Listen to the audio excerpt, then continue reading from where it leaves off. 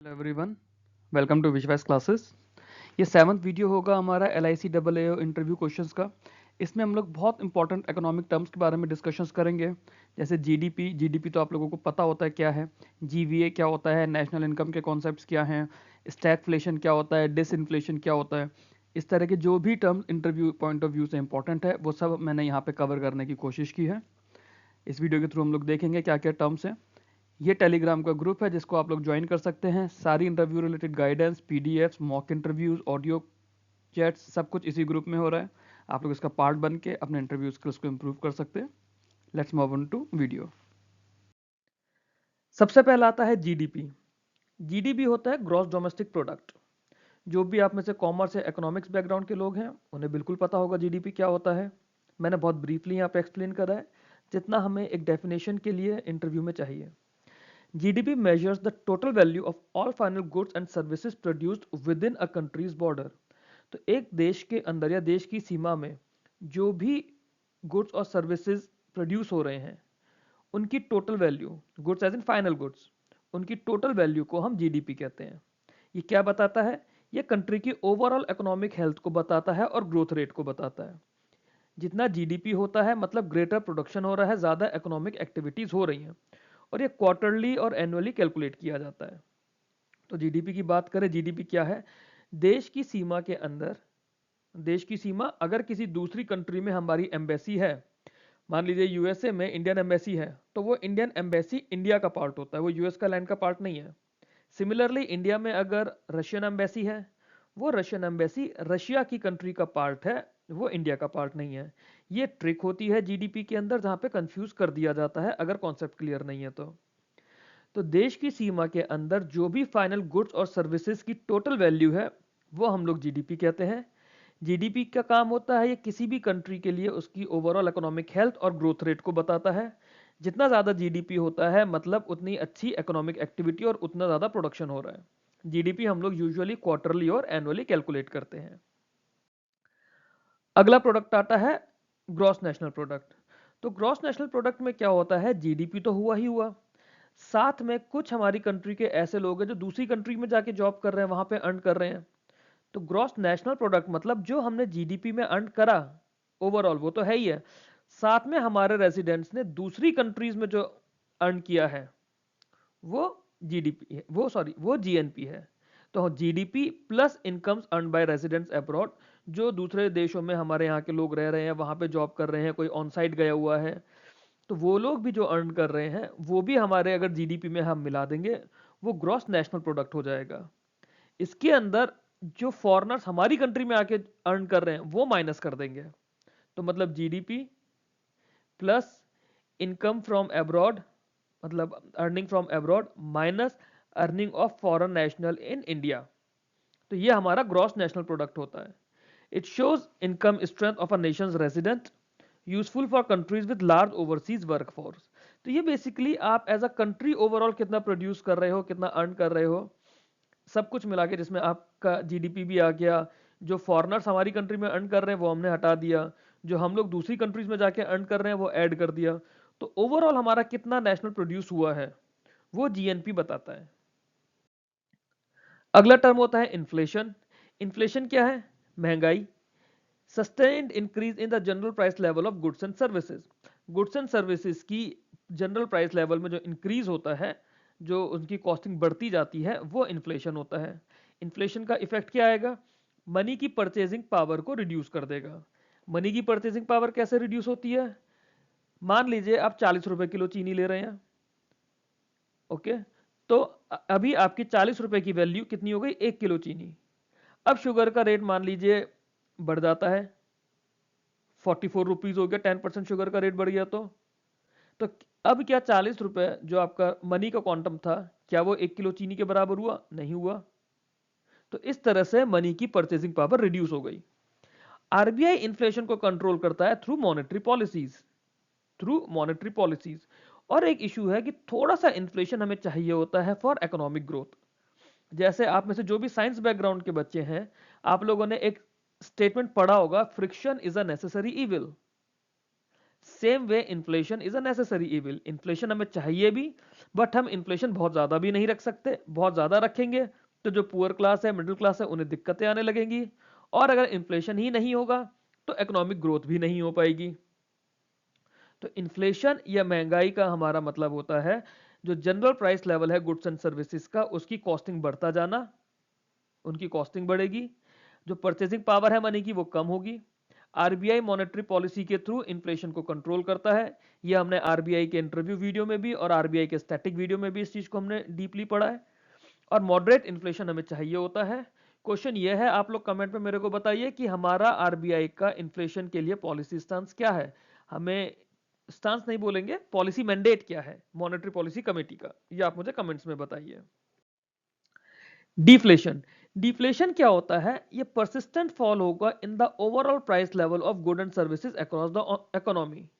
जब कॉन्स्टेंटली आपका price level जो है गुड्स एंड सर्विसेज का इन्फ्लेशन में तो बढ़ता जा रहा है, इन्फ्लेशन में तो इस तरह से बढ़ता जाएगा, जब ये आपका डिक्रीज होता जाएगा तो ये आपका डिफ्लेशन कहलाएगा। It generally reflects weak consumer demand and an overall economic slow down. Falling prices reduce business profits, discourage fresh investment, and may trigger layoffs. Prolonged deflation can push economy towards recession. अब इस चीज को समझते हैं हम लोग।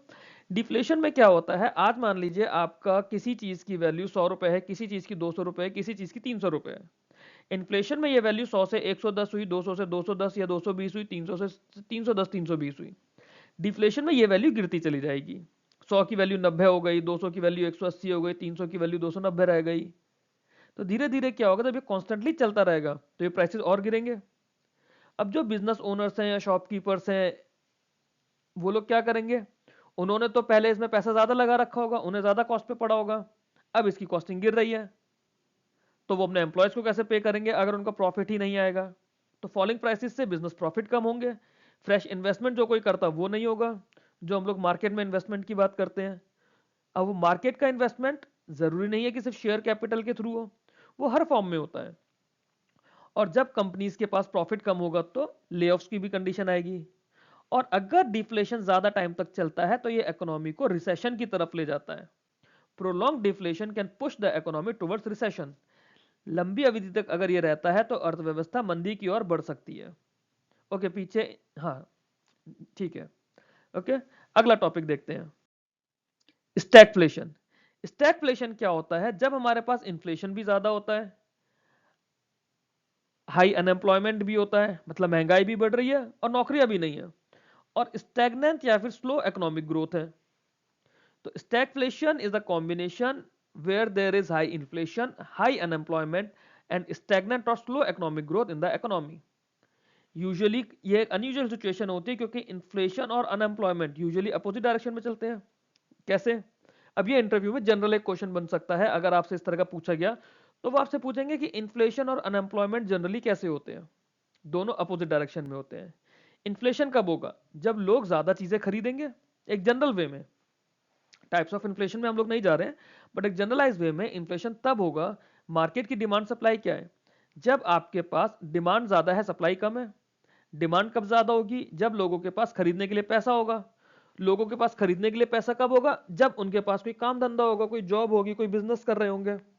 अगर ऐसा नहीं कर रहे हैं तो उनके पास पैसा नहीं है, पैसा नहीं है तो मार्केट में डिमांड कम होगी, डिमांड कम होगी तो प्राइस राइज नहीं होगा। यही एक बेसिक कॉन्सेप्ट है। तो आमतौर पे अनएम्प्लॉयमेंट और इन्फ्लेशन अपोजिट चलते हैं, बट स्टैगफ्लेशन एक ऐसा प्रोसेस है या ऐसी एक कंडीशन आ जाती है इकोनॉमी की जहां पर दोनों बढ़ते हैं। Managing stagflation is difficult since controlling inflation may worsen unemployment and controlling unemployment may worsen inflation। Stagflation को कंट्रोल करना भी इसीलिए मुश्किल होता है। अगर आप इन्फ्लेशन कंट्रोल कर रहे हैं तो मतलब आप मार्केट से पैसा खींच रहे हैं, मार्केट से पैसा खींचेंगे तो लोगों को नौकरियां नहीं मिलेंगी। इन्फ्लेशन कंट्रोल करने में नौकरियां जा रही हैं, अनएम्प्लॉयमेंट बढ़ रहा है। और अगर आप लोगों को जॉब्स प्रोवाइड कर रहे हैं तो फिर मार्केट में पैसा ज्यादा आने लग जाएगा, तो इन्फ्लेशन भागेगा। तो पॉलिसी मेकर्स इसको एक बहुत चैलेंजिंग और सीवियर इकोनॉमिक कंडीशन बोलते हैं, किसको, स्टैगफ्लेशन को। क्योंकि प्रॉब्लम इसमें यह है कि इन्फ्लेशन और अनएम्प्लॉयमेंट दोनों ही बढ़ने लगते हैं और किसी एक को कंट्रोल करने से दूसरा ऑटोमेटिकली बढ़ने लग जाता है। तो ये था स्टैगफ्लेशन। अगली टर्म आती है रिसेशन। रिसेशन बहुत कॉमन टर्म है, आप लोगों ने सुना भी होगा, कई बार होता है कि मार्केट में रिसेशन आया हुआ है, जैसे 2007-8 में आया था, कोविड के टाइम पर आया था।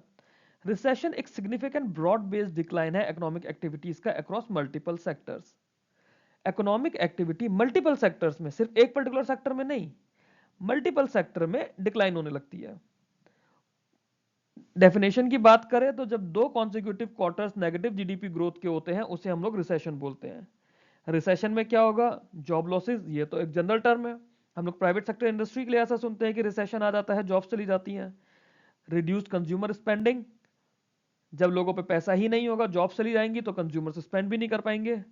फॉलिंग डिमांड, जब स्पेंड नहीं करेंगे तो डिमांड गिरेगी तो लोअर इन्वेस्टमेंट आएगा। तो इसके अंदर क्या होगा? इसके अंदर इकोनॉमी और ज्यादा गिरती चली जाएगी। Government typically use physical stimulus and central bank use monetary easing to revive the economy. Recession के केस में गवर्नमेंट और सेंट्रल बैंक का बहुत इंपॉर्टेंट हाल होता है, सॉरी इंपॉर्टेंट रोल होता है। और ये सेंट्रल बैंक का मतलब सेंट्रल बैंक ऑफ इंडिया नहीं है, रिजर्व बैंक ऑफ इंडिया है इंडिया के केस में, जो हमारी मॉनेटरी रेगुलेटरी अथॉरिटी है। Reserve bank is the central bank for a nation, हमारे नेशन के लिए। यूएस में जैसे फेडरल रिजर्व है, अलग अलग कंट्रीज के सेंट्रल बैंक का अलग अलग नाम है, इंडिया के सेंट्रल बैंक का नाम है रिजर्व बैंक ऑफ इंडिया। तो मंदी या फिर रिसेशन तब होता है जब लगातार 2 क्वार्टर्स में नेगेटिव जीडीपी ग्रोथ होती है। इसके अंदर इकोनॉमिक एक्टिविटीज मल्टीपल सेक्टर्स में स्लो डाउन हो जाती हैं। इसके अंदर जॉब लॉसेस होते हैं, कंज्यूमर स्पेंडिंग कम हो जाती है, डिमांड कम होती है, इन्वेस्टमेंट्स कम होते हैं। और अगर रिसेशन का टाइम आता है तो गवर्नमेंट अलग अलग तरह से फिजिकल स्टिमुलस देती है और सेंट्रल बैंक मॉनेटरी ईजिंग देता है। रिसेंट एग्जाम्पल था इसका, जैसे कोविड में गवर्नमेंट ने और आरबीआई ने एक ऑप्शन दिया था 6 महीने के लोन मोरेटोरियम का। वो एक बहुत अच्छा एग्जाम्पल था कि रिसेशन ना आने पाए या रिसेशन कंट्रोल हो जाए, मॉनेटरी ईजिंग फैसिलिटीज दी जाती हैं। अगला टॉपिक देखते हैं। अगला है फिजिकल डेफिसिट। फिजिकल डेफिसिट आप लोग अपना करंट अफेयर्स में रेगुलर पढ़ते हैं।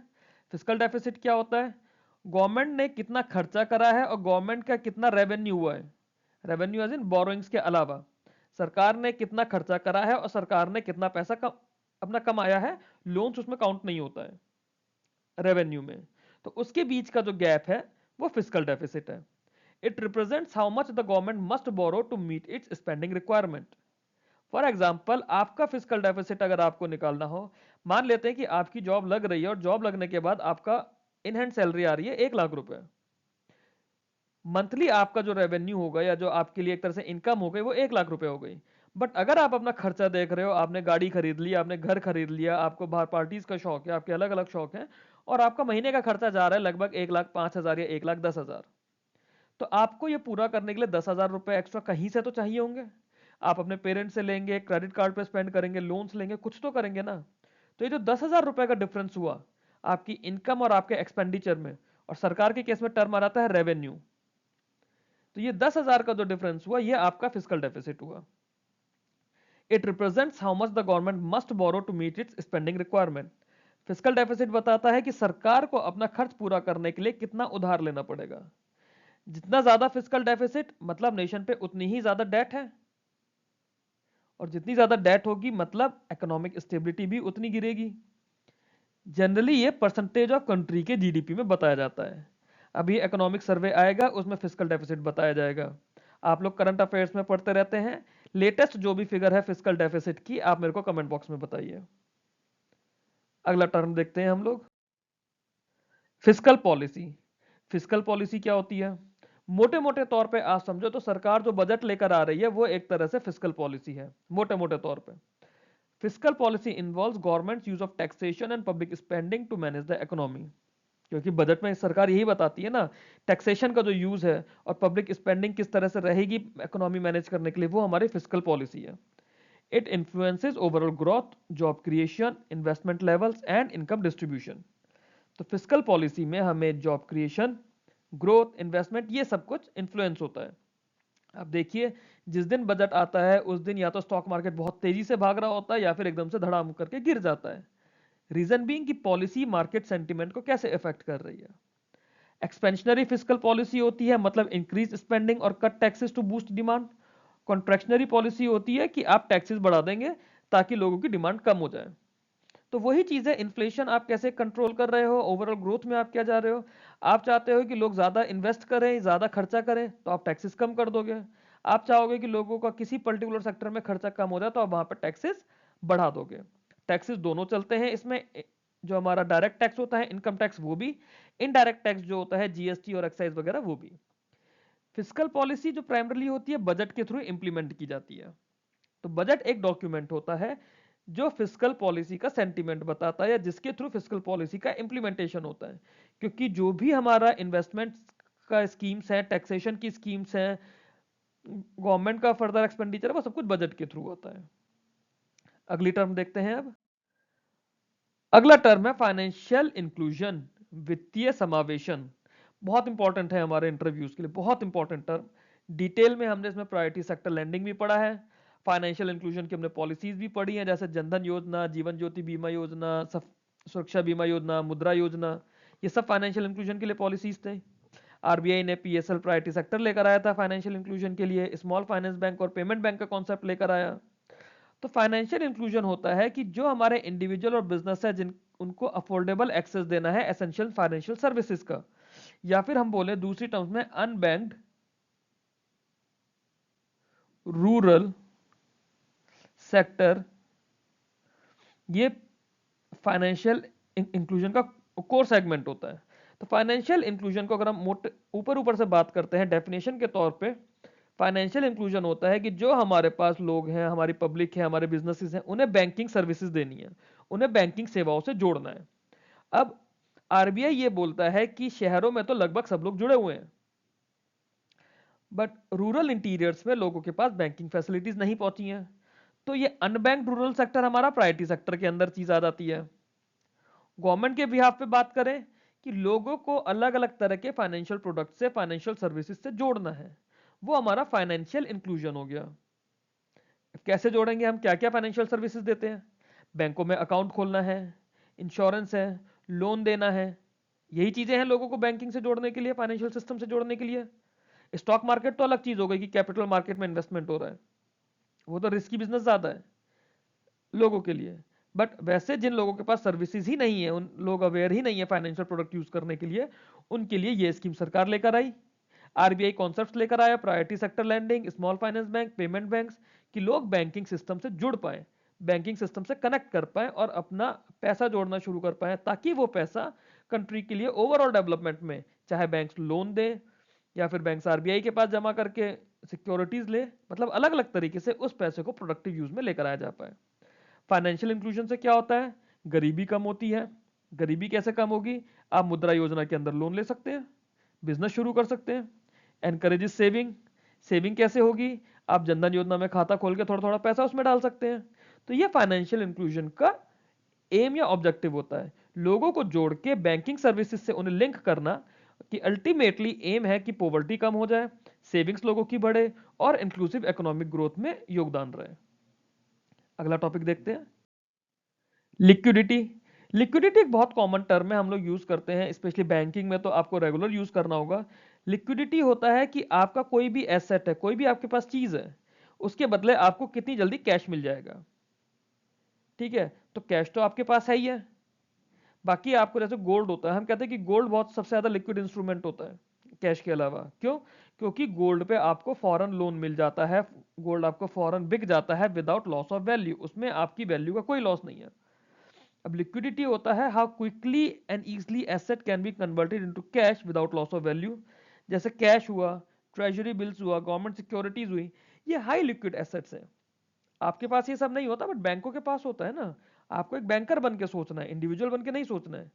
Bank must maintain adequate liquidity to meet its customer demand. तो अगर आपके पास लिक्विडिटी का इशू होता है, तो आपके पास मतलब फाइनेंशियल स्ट्रेस है। कहते हैं ना कि आपके पास अगर पैसा है, आप 10 करोड़ का घर ले लो, 5 करोड़ का घर ले लो, बट अगर आपके पास कैश नहीं है आपकी पॉकेट में, आपके बैंक बैलेंस में, तो आप काइंड ऑफ गरीब ही रहोगे। तो लो लिक्विडिटी में लीड टू फाइनेंशियल स्ट्रेस और अ क्रेडिट क्रंच। बैंक के पास क्यों जरूरी होती है लिक्विडिटी मेंटेन रखना, क्योंकि कब कौन कस्टमर बैंक से अपना कितना पैसा आके ले जाए बैंक को नहीं पता। तो बैंक इसकी एक एनालिसिस करता है, उस एनालिसिस के बाद वो इंश्योर करता है कि उसके पास पर्टिकुलर अमाउंट ऑफ लिक्विडिटी हमेशा रहे। फिर भी अगर लिक्विडिटी का इशू होता है, तो बैंक मनी मार्केट इंस्ट्रूमेंट्स के थ्रू, जो हमारे मनी मार्केट के इंस्ट्रूमेंट थे, कॉल मनी, नोटिस मनी या फिर आरबीआई की फैसिलिटी लेकर बैंक एक्स्ट्रा लिक्विडिटी अरेंज करता है। तो ये होता है लिक्विडिटी का कॉन्सेप्ट। अगली टर्म देखते हैं, एफडीआई, फॉरेन डायरेक्ट इन्वेस्टमेंट, विदेशी निवेश। ये एक बहुत इंपॉर्टेंट टर्म है, हमेशा न्यूज में रहती है, करंट अफेयर्स का भी हमेशा पार्ट रहता है। एफडीआई क्या होता है? जो long term investment based by a foreign entity, बाहर की जो कंट्री की जो भी बिजनेस एंटिटीज हैं या लोग हैं, वो बिजनेस ऑपरेशंस या assets in another country invest करते हैं। फॉर एग्जांपल, यूएस की कंपनीज ने इंडिया में इन्वेस्ट करा। अब वो इन्वेस्ट कैसे करते हैं? दो तरीके होते हैं इन्वेस्टमेंट करने के लिए। पहला, वो इंडिया में जॉब दे रहे हैं, इंडिया में उन्होंने कोई अपना प्लांट लगाया, कोई अपना ऑफिस खोला, जैसे सैमसंग ने खोला, एलजी ने खोला। एक तो ये हो गया। दूसरा, वो इंडिया के मार्केट में इन्वेस्ट करते हैं। मार्केट वाली बात हम बाद में पढ़ेंगे, ठीक है, वो एक सेपरेट डेफिनेशन के थ्रू पढ़ेंगे। अभी हम जॉब से समझते हैं कि एफडीआई के अंदर क्या है, कि जब भी कोई फॉरेन इन्वेस्टमेंट आता है, फॉरेन एंटिटी किसी और कंट्री के अंदर बिजनेस ऑपरेशन में या एसेट्स में इन्वेस्ट करती है, तो वो हमारा एफडीआई कहलाता है। इससे क्या होगा? एक तो कैपिटल इनफ्लो आएगा, हमारी कंट्री में पैसा आ रहा है, जब बाहर से कोई खर्च कर रहा है, हम अपनी कंट्री का पैसा खर्च नहीं कर रहे हैं, बाहर की कंट्री से वो पैसा खर्च होने के लिए इंडिया में आ रहा है, तो इंडिया के अंदर कैपिटल इनफ्लो बढ़ा। टेक्नोलॉजी अच्छी आती है, क्योंकि कुछ कंट्रीज की टेक्नोलॉजी ज्यादा एडवांस है हमारी कंट्री से, और वो जब बिजनेस लेकर इंडिया में आते हैं तो हमारे पास टेक्नोलॉजी भी अच्छी होती है, ग्लोबल बेस्ट प्रैक्टिसेस का पार्ट है, और एक्सपर्टीज भी हमें मिलता है कुछ कुछ चीजों का। इसके अलावा एफडीआई का एक बहुत इंपॉर्टेंट पार्ट होता है कि हमारे पास फॉरेन करेंसी आती है, फॉरेन करेंसी आएगी हमारे पास। FDI supports large scale job creation. Obviously बात है, जब सैमसंग इंडिया में अगर अपना प्लांट लगा रहा है, या एप्पल ने अपना मैन्युफैक्चरिंग प्लांट इंडिया में लगाया, असेंबलिंग प्लांट इंडिया में लगाया, तो उससे हमारे पास जॉब्स बढ़ी, इंडस्ट्रियल डेवलपमेंट हुआ, और जब ये होगा तो ओवरऑल इकोनॉमिक ग्रोथ भी हमारा होगा। एफडी एक मिनट में सर अप कर दूं। एफडीआई इंडिया में करने का हमारे पास क्या रूट है? एक ऑटोमेटिक रूट होता है और एक गवर्नमेंट अप्रूव्ड रूट होता है, कि किस सेक्टर में आप आ रहे हो उसमें। अभी फॉर एग्जांपल इंश्योरेंस में 74% एफडीआई है। एफडीआई है 74 या बढ़ाना है, ये आप मेरे को कमेंट बॉक्स में बताइएगा। तो बाहर की कंट्रीज की बड़ी कंपनीज इंडिया में आके इन्वेस्ट करेंगी, इंडिया की करेंसी बढ़ेगी, सॉरी इंडिया के पास फॉरेन करेंसी बढ़ेगा, इंडिया की ओवरऑल ग्रोथ बढ़ेगी, बैलेंस ऑफ पेमेंट इंडिया का बैलेंस रहेगा। तो एफडीआई के बहुत सारे बेनिफिट्स हो जाते हैं हमें in terms of economy, which results into overall economic growth. अगला टर्म है फॉरेन पोर्टफोलियो इन्वेस्टमेंट, जो मैं अगली डेफिनेशन आपको बोल रहा था। इसके अंदर क्या होता है, जब कोई बाहर का इन्वेस्टर, फिर चाहे वो इंडिविजुअल भी हो सकता है या कोई कंपनी भी हो सकती है, वो जब इंडिया के फाइनेंशियल एसेट्स में इन्वेस्ट करता है, शेयर्स ले रहा है, बॉन्ड्स ले रहा है, म्यूचुअल फंड्स यूनिट ले रहा है, वो होता है foreign portfolio investment. It is typically short term and more volatile than FDI due to frequent buying and selling. क्यों एफडीआई में? क्यों एफडीआई में? मान लो सैमसंग ने अपना प्लांट लगाया, अब ऐसा तो है नहीं कि 8 प्लांट लगाया और 1 साल में हटा देगा, वो तो अपनी बहुत बड़ी कैपिटल इन्वेस्ट कर रहा है ना। एफपीआई के अंदर क्या है, क्योंकि वो स्टॉक्स में या बॉन्ड्स में, म्यूचुअल फंड्स में, कैपिटल मार्केट में इन्वेस्ट कर रहा है, उसमें फ्रिक्वेंटली बाइंग और सेलिंग होगी। हम लोग भी करते हैं बाहर की कंट्रीज में, बाहर वाले भी करते हैं हमारी कंट्री के फाइनेंशियल एसेट्स में। तो टिपिकली शॉर्ट टर्म होता है, ज्यादा वॉलेटाइल होता है एफडीआई से। हाई एफपीआई इनफ्लोज हमारी डोमेस्टिक करेंसी को स्ट्रेंथन करेंगे, और जो आउटफ्लो होगा वो इसको वीक करेगा। डोमेस्टिक करेंसी की वैल्यू आपको पता है, अगर आप लोगों ने आईएमएफ के बारे में पढ़ा होगा, तो आईएमएफ के पास बास्केट होती है जिसमें अलग अलग कंट्री की करेंसीज होती हैं, 5 करेंसीज हैं, उसके हिसाब से हमारी इंडियन करेंसी की वैल्यू होती है ग्लोबल मार्केट की। अगर हमारे पास डॉलर्स का, क्योंकि डॉलर्स उसका मेजोरिटी पार्ट पार्ट है, अगर डॉलर्स हमारे पास ज्यादा होंगे तो हमारी कंट्री की करेंसी की वैल्यू ज्यादा होगी, और अगर डॉलर्स हमारे पास कम होंगे तो वैल्यू वीक होगी।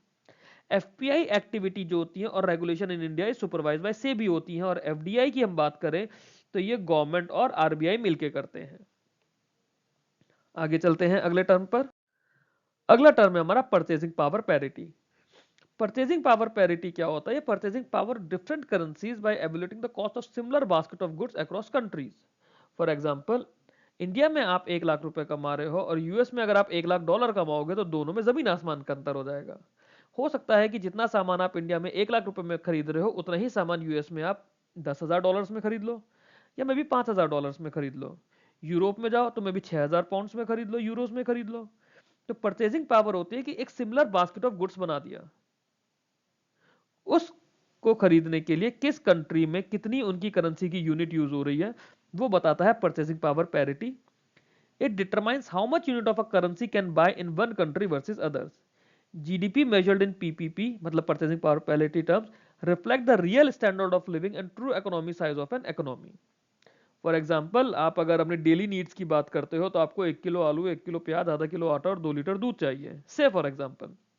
अब इतना खर्च करने के लिए आपको एक दिन में इंडिया में कितने रुपए लगेंगे, पाकिस्तान में कितने रुपए लगेंगे, बांग्लादेश में कितने लगेंगे, चाइना में कितने लगेंगे, यूएस में और रशिया में कितने कितने लगेंगे, वो आपकी करेंसी की स्ट्रेंथ बताएगा, या फिर आपका basically real standard of living बताएगा, ट्रू इकोनॉमिक साइज बताएगा किसी भी इकोनॉमी का। जो ग्लोबल इंस्टीट्यूशंस है जैसे आईएमएफ और वर्ल्ड बैंक, वो इंटरनेशनल इकोनॉमिक कंपैरिजंस के लिए परचेसिंग पावर पैरिटी को यूज करते हैं। जैसे हमने अभी इन्फ्लेशन वाली स्लाइड पे पढ़ा था कि मनी की परचेसिंग पावर कम या ज्यादा हो जाती है, वो तो हम मनी के रेस्पेक्ट में बात कर रहे हैं क्योंकि हम विद इन अपनी कंट्री की बात कर रहे हैं। बट जब मल्टीपल कंट्रीज की पावर होती है तो वहां पे मल्टीपल करेंसीज होती है, कौन सी करेंसी में कितना अच्छा स्टैंडर्ड ऑफ लिविंग उसकी कितनी यूनिट में मिल रहा है, वो आपका परचेसिंग पावर पैरिटी पे डिपेंड करता है। अगला टर्म है हमारा होलसेल प्राइस इंडेक्स। दो प्राइस इंडेक्स होते हैं हमारे, एक सीपीआई और एक डब्ल्यूपीआई। डब्ल्यूपीआई आता है होलसेल और सीपीआई होता है कॉस्ट प्राइस। सीपीआई अगली स्लाइड में देखते हैं। या डब्ल्यूपीआई की अगर हम लोग बात करें तो इसे हिंदी में बोलते हैं खुदरा वितरण से पहले वस्तुओं के थोक या उत्पादक स्तर पर कीमतों में होने वाले परिवर्तनों को मापता है। मतलब WPI measures change in the prices of goods at the wholesale or producer level before retail distribution। आप जब किसी शॉप से जाके सामान खरीद रहे हैं तो आप रिटेल में खरीद रहे हैं, वो शॉप जिस डिस्ट्रीब्यूटर से लेकर आ रहा है वो होलसेल में बेच रहा है। तो होलसेल प्राइस आपके कम होते हैं क्योंकि बीच में डीलरशिप्स और बीच का जो मीडिएटर्स होते हैं वो कम होते चले जाते हैं। तो होलसेल लेवल पर या प्रोड्यूसर लेवल पर जो change in price of goods आएगा वो हमारा होलसेल प्राइस इंडेक्स मेजर करता है। It tracks price movements of major commodities traded in bulk such as fuel, metals and manufactured goods. The index is released monthly by the Office of Economic Advisor, Ministry of Commerce and Industry में आते हैं। WPI is primarily used to analyze inflationary trends in the manufacturing and industrial sector। तो ये बहुत important चीज है कि WPI किन क्वांटिटीज को देखता है, जो मेजर कमोडिटीज में ट्रेड होती हैं उन्हें, जैसे बल्क में फ्यूल, मेटल, मैन्युफैक्चर्ड गुड्स, ये WPI ट्रैक करता है। और एक्चुअली में किसे करता है ये, मैन्युफैक्चरिंग और इंडस्ट्रियल सेक्टर को। जब हम रिटेल में जाएंगे तो हम कॉस्ट प्राइस इंडेक्स पे बात करेंगे। WPI पब्लिश कौन करता है, office of economic adviser under ministry of commerce and industries. आगे देखते हैं कंज्यूमर प्राइस इंडेक्स। सॉरी, मैं कॉस्ट प्राइस कह रहा था, it is actually consumer price index. Consumer price index जो होता है वो गुड्स एंड सर्विसेज को रिटेल लेवल पर देखता है, reflecting what consumers actually pay. It represents cost of living for household across categories like food, housing, fuel, clothing and services। RBI CPI को use करता है as India's official inflation indicator for monetary policy decisions। ये हमने देखा था जब monetary policy के बारे में पढ़ा था, मॉनेटरी पॉलिसी कमेटी के बारे में पढ़ा था कि 4% CPI इन्फ्लेशन चाहिए with upper and lower tolerance bound for 2% plus minus 2% था कि 2 से 6 के बीच में रखना है CPI इन्फ्लेशन को। CPI is crucial for inflation targeting, wage indexation and adjusting government schemes। क्योंकि जो लोगों को जो इन्फ्लेशन अफेक्ट करता है वो उनके डेली नीड्स के सामान को रिटेल लेवल पे करता है, होलसेल लेवल पर नहीं करता है। रिटेल लेवल पर food, housing, fuel, clothing, services ये चीजें होती है, ये खुदरा स्तर पर है। आगे देखते हैं। अगला है हमारा डिसइन्वेस्टमेंट, विनिवेश। हिंदी में बोलते हैं विनिवेश। डिसइन्वेस्टमेंट का क्या मतलब है, आपके पास मान लो कुछ बहुत सारा सामान है, आपके पास मान लो फाइनेंशियल एसेट्स है, आपने स्टॉक मार्केट में जगह जगह इन्वेस्ट किया हुआ है, आप अपने वो स्टॉक्स कम कर रहे हो, अपनी शेयर होल्डिंग कम कर रहे हो। तो गवर्नमेंट जब अपनी ओनरशिप कम करती है या अपने ओनरशिप स्टेक कम करती है पब्लिक सेक्टर यूनिट्स में, पब्लिक सेक्टर एंटरप्राइजेस में, उसे हम लोग डिसइन्वेस्टमेंट बोलते हैं। इससे क्या होगा, गवर्नमेंट के पास रेवेन्यू आएगा। क्यों, क्योंकि गवर्नमेंट मान लीजिए स्टेट बैंक ऑफ इंडिया में या किसी भी, मान लीजिए यूनाइटेड इंडिया इंश्योरेंस की बात करते हैं, उसकी प्राइवेटाइजेशन का भी बात चल रहा है, तो उसमें गवर्नमेंट ऑफ इंडिया के 100% शेयर है। अब गवर्नमेंट उसमें से अपने 25% शेयर बेच देती है। बेचेगी कौन, या तो कोई बड़ी कंपनीज खरीदेंगे या हम जैसे लोग उसके आईपीओ के थ्रू इन्वेस्ट करके लेंगे। तो हमारा पैसा मिल जाएगा सरकार को, हमारे पास उसके कुछ कुछ शेयर आ जाएंगे। मेजोरिटी मान लो सरकार के पास है तो सरकार के ही डिसीजन चलेंगे। हम लोगों को उस शेयर्स के बदले डिविडेंड मिलेगा उसके प्रॉफिट से, और सरकार को बल्क में पैसा मिल गया जो उसने स्टॉक्स बेचे या उसने अपने ओनरशिप स्टेक्स बेचे, तो सरकार को इससे रेवेन्यू रेस करने का मिला। और इससे होगा क्या, जब सरकार के अलावा इसमें कुछ बड़े प्लेयर्स भी आ जाते हैं, कुछ एफडीआई भी आ जाता है, कुछ अच्छी प्राइवेट कंपनीज भी आ जाती हैं, तो उसमें ऑपरेशनल एफिशिएंसी बढ़ती है। क्यों, टेक्नोलॉजी अपग्रेडेशन भी होगा, ऑपरेशनल एफिशिएंसी बढ़ती है, पीएसयू में खर्च करने के लिए पैसा आ जाता है। Strategic disinvestment involve selling a major stake along the transfer of management control. कई बार क्या होता है, मैनेजमेंट का कंट्रोल भी ट्रांसफर कर दिया जाता है। Common methods include IPO, offer for sale and strategic sales. ये अलग अलग चीजें हैं कि डिसइन्वेस्टमेंट कैसे करते हैं, आईपीओ के थ्रू, ऑफर फॉर सेल के थ्रू और स्ट्रेटेजिक सेल्स के थ्रू। ये था हमारा डिसइन्वेस्टमेंट। अगला टॉपिक है डेप्रिसिएशन ऑफ करेंसी। ये करंटली न्यूज का बहुत इंपॉर्टेंट पार्ट है, क्योंकि rupee hit all time low for dollars. तो करेंसी डेप्रिसिएशन होता है fall in the value of currency related to other currencies. India के लिए हम यूजुअली डॉलर के रेस्पेक्ट में देखते हैं, क्योंकि डॉलर के ही रेस्पेक्ट में हमारी करेंसी की वैल्यू हम लोग देखते रहे हमेशा, वही हमारी मेजर ग्लोबल करेंसी है। Currency depreciation is a fall in the value of a currency relative to other currencies. It generally occurs due to high imports, inflation, capital outflows, or weak economic indicators. Depreciation makes a country exports cheaper and imports costlier. वही जैसे आपका inflation with in a country level है, depreciation का effect आपको global level पर मिलता है। For example, आपको बाहर से कुछ सामान मंगवाना है। मान लेते हैं आप बाहर से कपड़े मंगवा रहे हैं या शूज मंगवा रहे हैं। अभी आप 1 लाख रुपए में 20 पेयर ऑफ शूज मंगवा रहे हैं। जब आपकी कंट्री की वैल्यू डेप्रिशिएट हो जाएगी, क्योंकि बाहर तो जो ट्रेड हो रहा है वो डॉलर्स की टर्म में हो रहा है।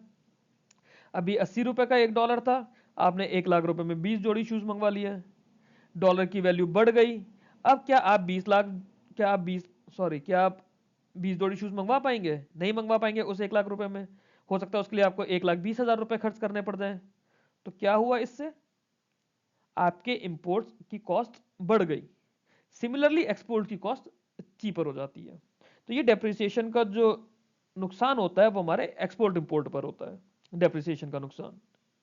ओवरऑल इससे इन्फ्लेशन भी बढ़ता है, क्योंकि जब इंपोर्ट की कॉस्ट बढ़ेगी तो उन गुड्स की कॉस्ट इंडिया में बढ़ेगी, तो इन्फ्लेशन भी आएगा धीरे धीरे। कैपिटल आउटफ्लो होने लगता है कि हमारा बड़ा पैसा बाहर जाने लग रहा है, इकोनॉमिक इंडिकेटर्स हमारे गिरने लग जाते हैं। तो डेप्रिसिएशन, अगर हमसे बात की जाए तो डेप्रिसिएशन ऑफ करेंसी क्या है, जब ड्यू टू ग्लोबल इश्यूज या ड्यू टू इकोनॉमिक पॉलिसीज हमारी करेंसी की वैल्यू गिरने लगती है with respect to the other currencies या फिर currency of the other countries, तो वो हमारा डेप्रिसिएशन ऑफ करेंसी कहलाता है। एप्रिसिएशन ऑफ करेंसी क्या होगा, जब हमारा यही चीज हमारे बेनिफिट में आएगा, हमारी करेंसी की वैल्यू बढ़ती जाएगी। जब हम बोलते हैं कि रुपया डॉलर के मुकाबले गिर रहा है, तो रुपया डेप्रिशिएट हो रहा है बट डॉलर तो अप्रिशिएट हो रहा है ना। अगर रुपया अप्रिशिएट होने लगेगा डॉलर के कंपैरेटिवली, तो उस केस में डॉलर का डेप्रिसिएशन होना शुरू हो जाएगा और हमारी इंडियन रुपी का एप्रिसिएशन होना शुरू हो जाएगा। एप्रिसिएशन कब होगा, यहाँ पे स्ट्रॉन्ग कैपिटल इनफ्लो है, राइजिंग इन्वेस्टर कॉन्फिडेंस है, रोबस्ट इकोनॉमिक परफॉर्मेंस है, तो ये हमारा एप्रिसिएशन बताता है। ये हमें ट्रेड बैलेंस और फॉरेन एक्सचेंज रिजर्व को बैलेंस करने में हेल्प करता है। डिमांड पुल इन्फ्लेशन, अब इन्फ्लेशन हमने पीछे पढ़ा था। इन्फ्लेशन हम दो तरह से उसकी डेफिनेशन को समझने की कोशिश करेंगे। डिमांड पुल इन्फ्लेशन, वर्ड है डिमांड पुल, जब किसी चीज की डिमांड इकोनॉमी में बढ़ने लगती है उसकी सप्लाई से। डिमांड ज्यादा हो गई, डिमांड पुल हो गई ना, डिमांड बढ़ गई। जब डिमांड बढ़ेगी तो कॉस्ट बढ़ेगी, मतलब अगर सप्लाई के कंपैरेटिवली डिमांड ज्यादा बढ़ेगी तो कॉस्ट बढ़ेगी, तो वो आपका इन्फ्लेशन हो जाएगा। Excess demand pushes price upward because production can not keep pace. आप बेसिक देख लीजिए, जैसे हमारी जो प्रीमियम ट्रेन्स होती हैं, जैसे जैसे सीट्स घिरती चली जाती है उनका फेयर बढ़ने लगता है, डायनामिक प्राइसिंग होती है। जैसे एरोप्लेन्स में होता है, आप 4 महीने पहले अपनी फ्लाइट कराएंगे तो उसका रेट कम होगा, 10 दिन पहले कराएंगे क्योंकि सीट्स आपकी भर रही होंगी, लगातार बढ़ती जा रही होंगी, तो उसका फेयर ज्यादा होगा, क्योंकि डिमांड आपकी सप्लाई से ज्यादा है। It is common during periods of rapid growth, rising income or high consumer spendings. Governments and central bank address it through monetary tightening such as raising interest rate. तो demand पुल को करने के लिए हम क्या करते हैं, इंटरेस्ट रेट बढ़ा देते हैं कि लोगों की जो स्पेंडिंग कैपेसिटी है वो हम कम करें। ये एक एक दो दो लेवल के लोगों पर नहीं होता, बट बड़े लेवल पर होता है जहां पे लोन्स वगैरह ज्यादा चलते हैं। अगला आता है cost push inflation.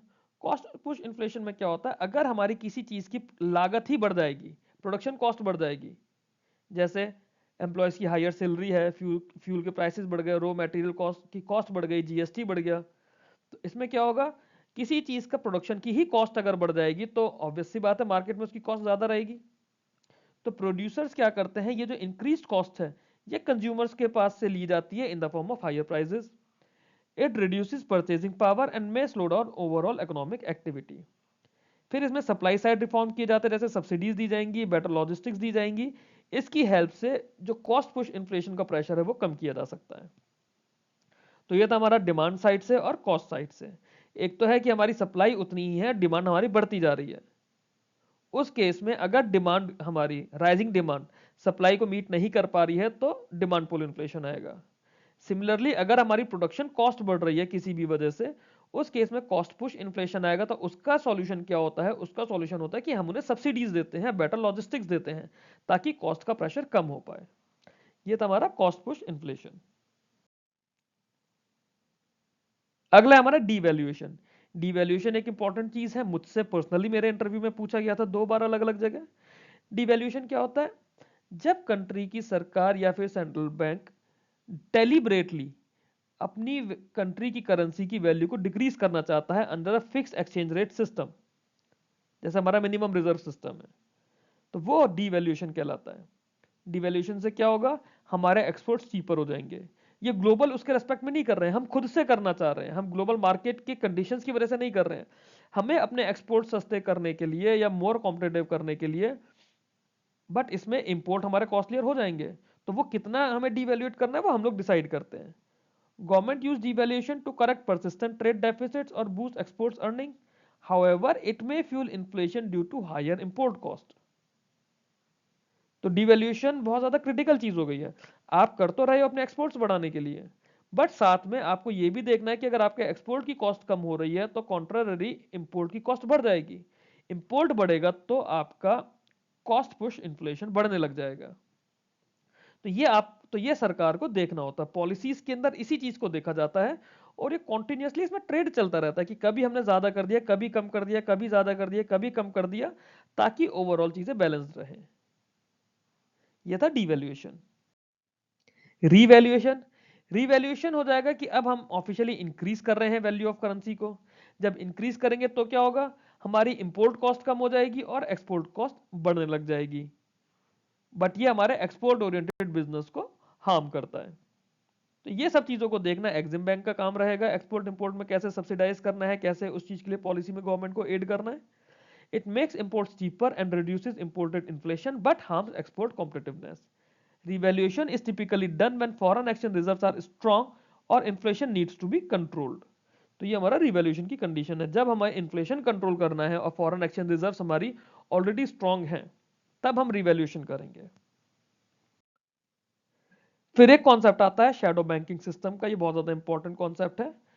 Shadow banking system में क्या होता है, जो एनबीएफसीज या बाकी फाइनेंशियल इंस्टीट्यूशंस हैं जो क्रेडिट या फाइनेंशियल सर्विसेज देती हैं outside the traditional banking structure.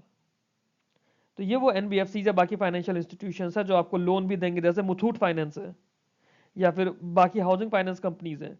इनका काम है आपको लोन देना। रेगुलर बैंक नहीं है ये, बट बैंकिंग से मिलती जुलती एक्टिविटीज कर रहे हैं। मिलती जुलती एक्टिविटी ही लोन देना है, या तो पैसे लेंगे या लोन देंगे, यही बैंकिंग की प्राइमरी एक्टिविटीज है। पैसा हर कोई नहीं ले सकता।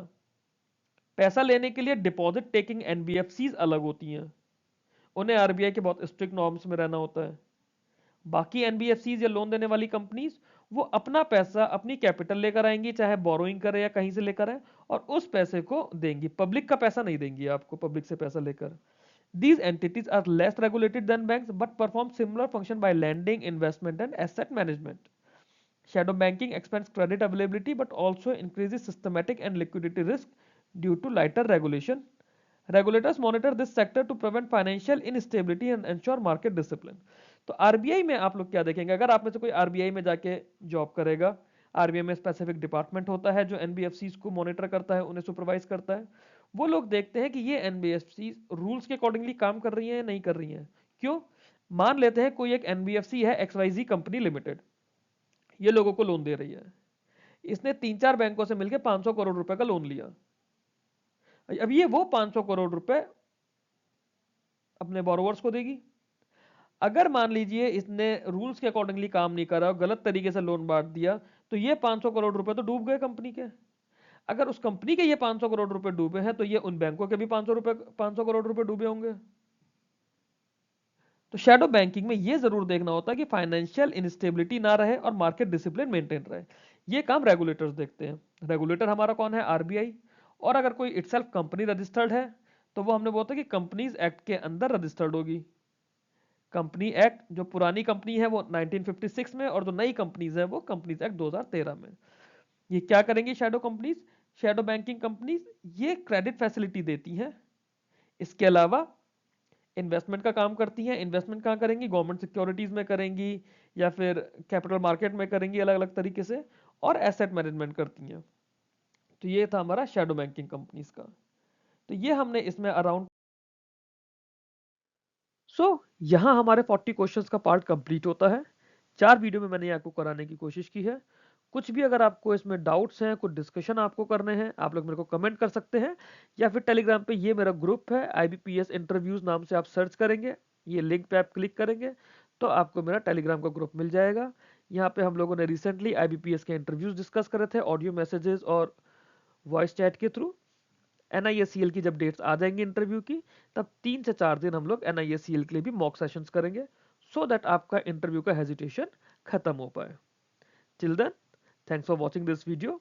कोई भी आपको डाउट हो, आप मेरे को कमेंट करिए या फिर आप टेलीग्राम पे मुझे पिंग करिए। Thank you very much.